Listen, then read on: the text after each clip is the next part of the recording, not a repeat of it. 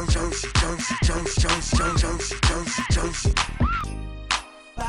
me. To the crib, to the crib, to the crib. Why don't you follow me to my place? To the crib, to the crib.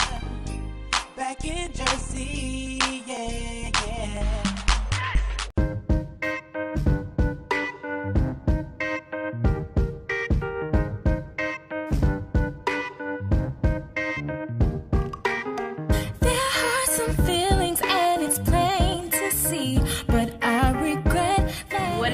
What the business is. What's going on, fam? It's your girl, May Mozzie. I'd like to thank you and welcome you to this episode of New Music New Jersey.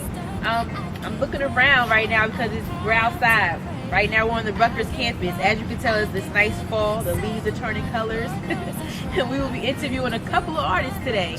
So make sure you stay tuned. We have Miss Gabrielle M. Findley. Don't know who she is, you're gonna know now. Stay tuned. It's your moment to sweep me off my feet. You wait till I'm weak. You plan for the day.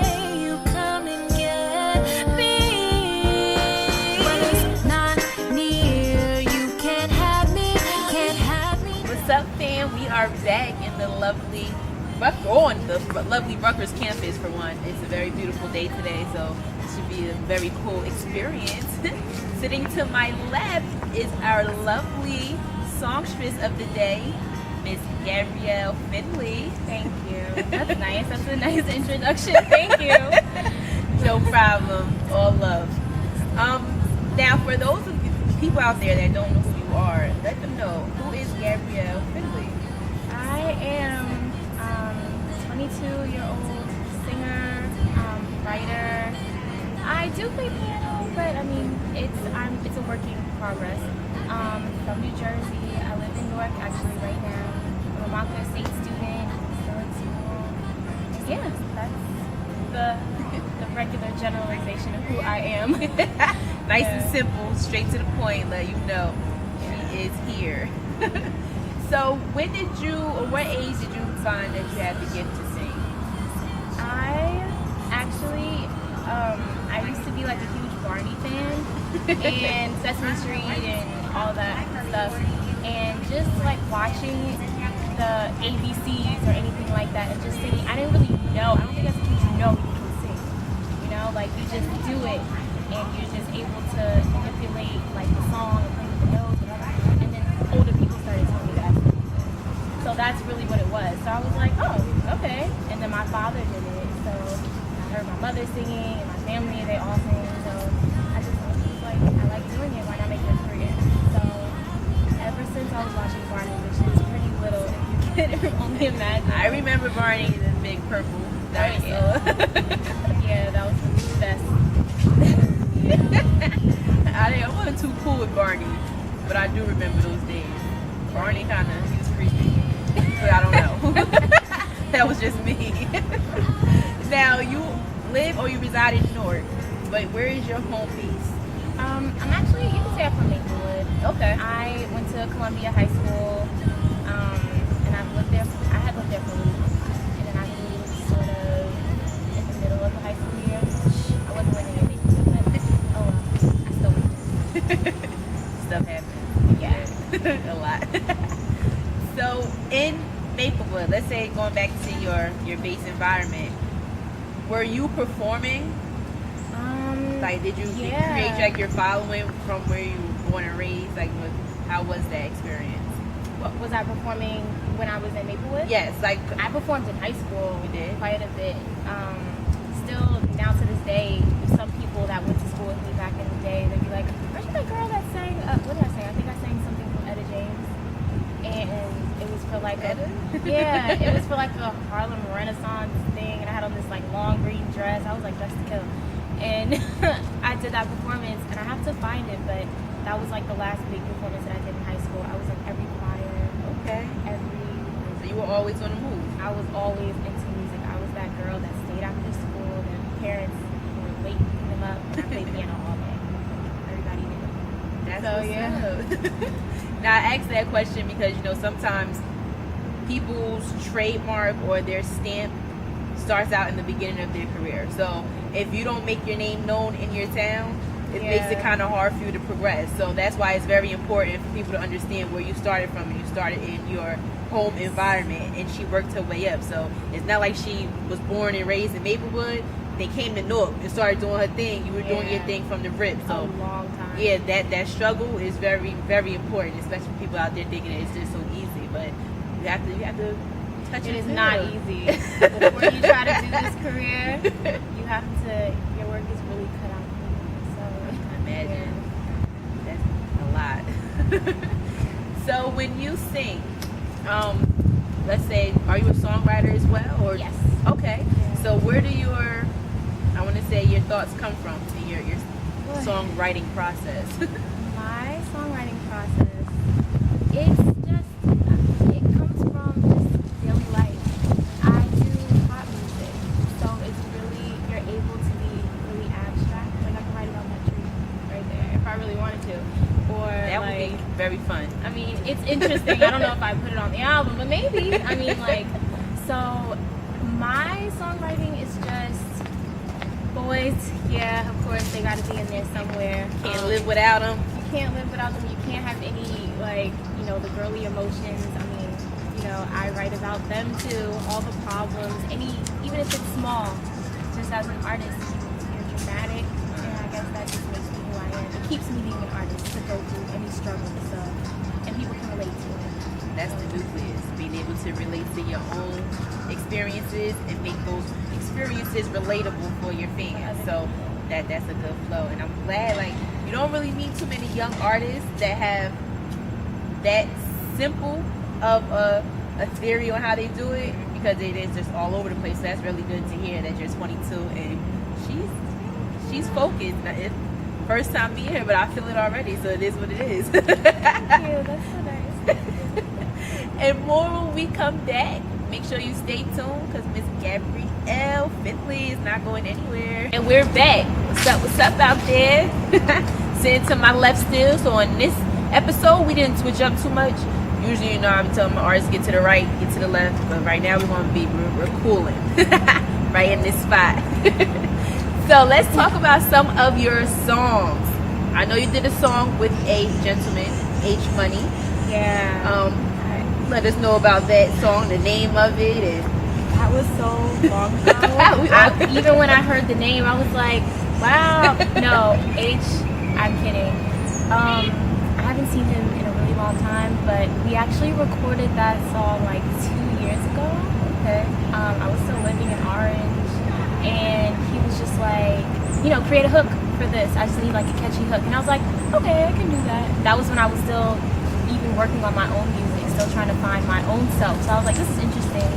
My music pop, but he wants me to work with him. He's a go hard rapper. He's really cool. So that was kind of my first experience writing with a rapper. Limelight is just basically feeding off of what he had first. He actually did the music first, rapped on it, recorded his part, and then I had to do it later. So it's just about being in the limelight, just being, in the spotlight, and that's all you want. And your whole crew, your whole clique, that's a good word to use right now. Your whole clique is just in there. So, yeah. Jamming with you in the limelight. Yeah. Now, on this song, because you're basically on the hook, you have an alternative flow.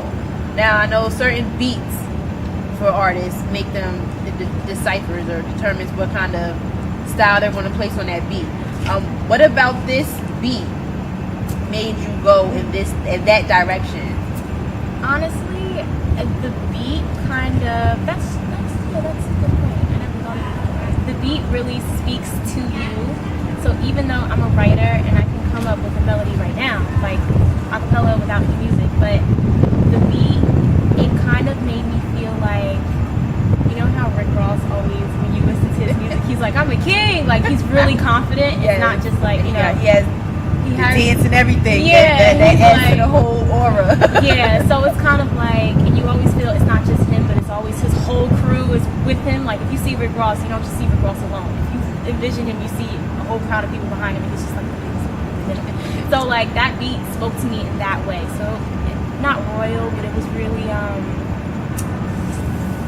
prestigious, I guess you could say. So I made it, you know, spotlight, here we go again. I didn't make it in, you know, I made it plural, so that you can see a whole bunch of people riding in a car like, here we go again, we're gonna paint the city red. So that's, yeah, the beat spoke to me, and it just makes you do whatever it tells you what to do, basically. You just have to pick the right note. From the drops to the drums to everything. How dramatic it is.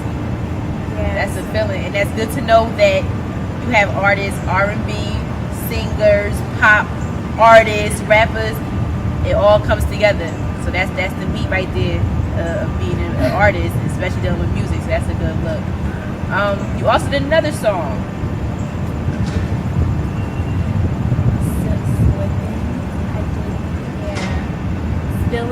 Slipping. We had some trouble over the name because I had said those words in the song, and we were like, which one is catchier? Because I said, I'm spilling a drink in VIP. Yeah, I got a little crazy. And then that, because I'm really conservative, but when you party, that's what happens. Think of that. So, I mean, and then there was one that was like, I like the guy is slipping if he doesn't do what he's supposed to do at the party. Like, I kind of got diva-ish on that one because it's true. I mean, like when you're, like I said, I'm a conservative. I'm just like, hold on, but when you're drinking or the other side comes out, yeah, you get that's really, where some more experience comes up. You lose the nice girl, and you're like, you're gonna give me a VIP, just do it. You know, like buy me a bottle. Like it's funny, but that's the fun of rap. You don't have to be too serious. You can say whatever you want. People are like, as long as it sounds hot. So forget your morals. That's why rappers, I think it's fun. It's fun. And in that song, so we did the alternative flow, and then here we're doing like R&B-ish. So you're very versatile in how you jump back and forth. Because I've done it all. And that's a good thing. You start out, when I was in school, I wasn't a pop artist. I liked it, but I mean, let's be honest, back in that day, there were black pop artists, of course, but in my school, nobody was looking at that. They were just like, you're a black girl, oh, you must sing R&B, or you must be a rapper. And I used to want to be like, I want to sing opera. But I mean, you wouldn't, you know. Yeah, that stereotype. So I started there, and then I was just like, oh, forget that. I like hockey. Like, I do everything. God did that on purpose, because now I can make it all. So, yeah. Everything, every piece of the pie, she coming together, and she only 22. So imagine what she's going to do when she's a little bit older. Hopefully before I'm 23. That's not going to happen. Ooh, happy early birthday. Yeah. All right, got more Miss Gabrielle Findley, so make sure you stay tuned. Don't move. Here's hey, we're back. Miss Gabrielle Findley. I like saying that. It rolls off my tongue. She uses Gabrielle, not Gabby. That's yeah, cool. you gotta give her her respect. She's a grown woman. So, now let's talk some about your singles. Current, coming up, coming out. You have one called City Lights. Am I just another face in the crowd to you? One of the girls buy me shoes and open car doors. He's a gentleman to me, Jane and Betty hurts me. Give the people a little interlude to that single. City Lights is my baby. Even though every artist gets tired of hearing their own music, but I'm not really tired of hearing that one yet. Okay. So I mean, City Lights is basically just about. It's like a big cabaret, like a big Broadway show. It kind of reminded me of. It's really dramatic, really dark and racy, like sexy, but not the typical sexy. It's sleazy, but not in a sleazy way of 2012. Maybe like 1920s. It's just about women that it's about gold diggers basically, but it's not the same. It's like the gold diggers are actually in love with the guy that, you know, they're stealing their wealth from, but he's a pimp, like he's a whore, like, you know, he's a dirty guy, but they're in love with him and they're afraid to leave him, so they don't want to get knocked down from their status. So yeah, That's deep. You have to check that out. it's interesting writing it. I don't even know how I came up with the concept. You're very creative. Thank Once you. you have that, I don't want to say juice because that just sounds weird to me. So you have the juice in your brain, but once you have that spark, I'll say, Yeah. it's easy to flow out with that. I have another song, Can I Live? Yes. What inspired that? What can I do for you? How can I say to you how much it means to me for me to just be free? I just wanna go and see, accomplish and do all the things that life has in store for me. Don't bring me down, don't bring me down. Please don't rain on my parade. That's And I live, aka Don't Rain on My Parade. The concept Don't Rain on My Parade, of course, if anybody knows Barbara Streisand, it came from don't tell me how to live, just sit and butter. Life's candy and the sons of all of us. Don't bring around the clouds to rain on my parade. It's like it's a show. It's like show tunes. So, Can I Live was just about being happy, like being yourself, almost like in a hippie-ish manner, kind of. Just being free. And it sounds really cliche, but sometimes to be cliche is the best way. Like, less is more for that song. It's really simple. It wasn't like a really harsh message, like, I just want to be me. It wasn't angry. It was just like, I want to be free. Who told you you can rain on my parade, So, don't sue me, Barbara, but I had to do it. I had to do it. So, yeah, Can I Live is a really fun song, and it's age appropriate for everyone. Okay. Not like City Bunny, of course. Dirty Men, but Now, will these singles be contributed to an upcoming album? Should we be looking forward to seeing that from you? yes, there are. They definitely will be. My thoughts on an album right now, it's really complicated. I mean, some people say just do an EP with like 6 songs and that's cool, but then I have so much music, I'm like, I don't know what I want to do. But those 2 will definitely be on there. I have a lot of music, so I have to start picking, but those 2 are favorites. so yes. Look out for that. Now, are you signed to any independent labels? I'm not signed, Okay. but I do heavily work with Lab Records, which another complicated situation. I love those people to death, but when you're in the music business, there's so many opportunities that when you're younger and you work with your clique, then you kind of branch off on your own. And I'm not on my own. I mean, Aaron Monroe is still my producer. I write for myself, so there's no writers. But Chris Akinyemi, he's like, I call him a label mate because I do feel like I'm attached to them in that way. But I mean, on paper, as of now, no. But there are people trying to get in there and get me to sign. Try and get but you you. just have to make you have to be wise with your decisions. It feels nice and it's flattering, but I can't do everything. So, yeah. So Lab Records, I can say that. Now, for, let's say, up and coming artists that are probably looking to go into the pop genre, could you offer them any words of advice on to how they could not be swayed by any other outside factors? Okay. The number one thing that I can tell you as an African American girl, don't let the stereotype of, well, you're black, so you automatically, because I get asked that question a lot, like, so will you sing R&B? And I just look like, I'm not offended by it because that's all they really know. And it's just people are just starting to get over it now.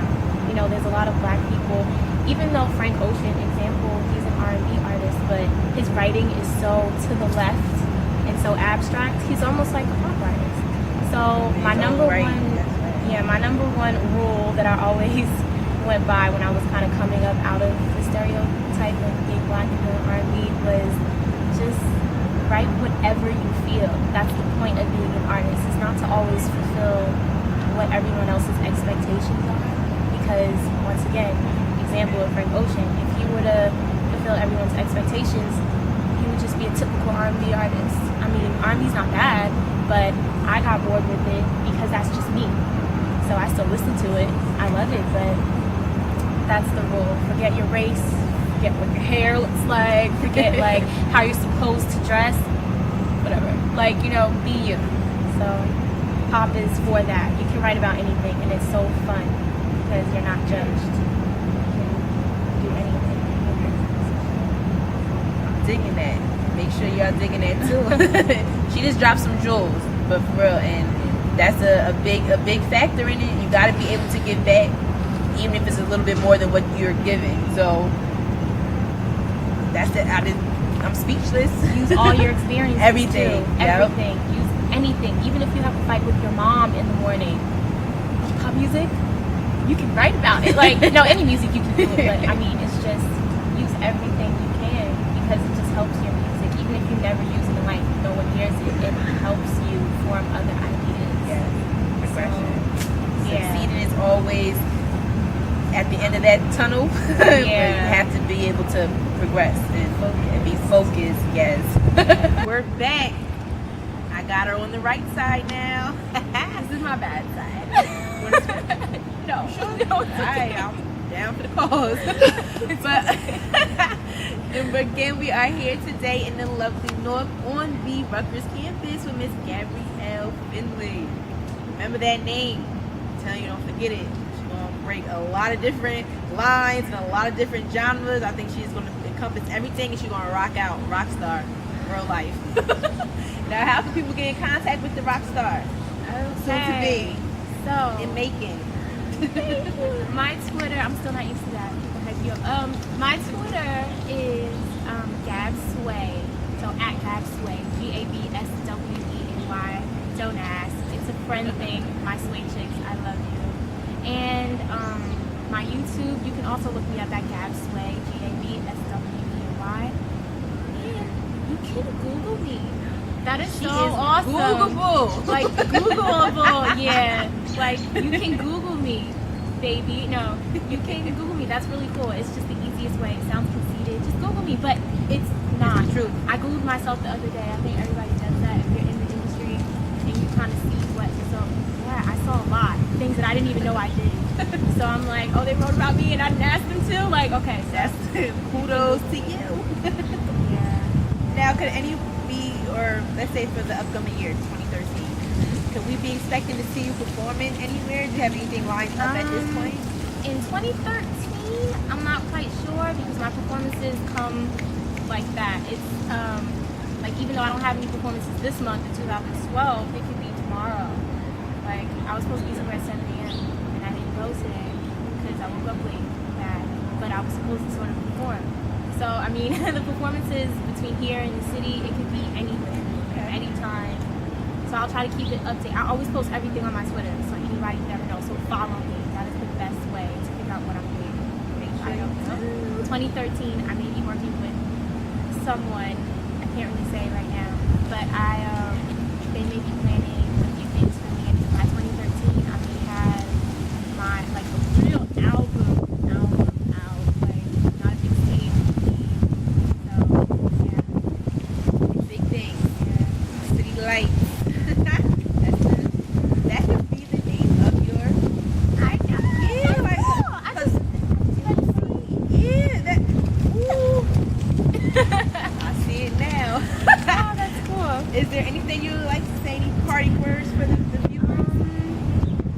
Let's see, I'm not much of a talker when you ask me to talk. So Oh Lord. I love, anybody that I have fans. I love anybody that is a fan of me. I really work hard to please you guys. I was just telling her it's a beautiful day and I don't have a date today, but I'm gonna go home and work on my music though. Boys Nice. come later. Yes.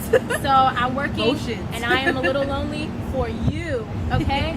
So I hope you love me for that. I love you even if I don't know you, just as long as you press click on YouTube and listen to me. It doesn't even matter. Like, Let's go. I adore you. You give me whatever fame that I have without getting more blind fame. So I love all my friends, Live Records. Mwah, I love you. And my mom, my dad, my sister. Yeah. So thank you. And thank you for joining us today. Thank you. I know, thank you. Oh, it was wonderful. Make sure I'm not playing, you guys. You already know. This is New Music New Jersey.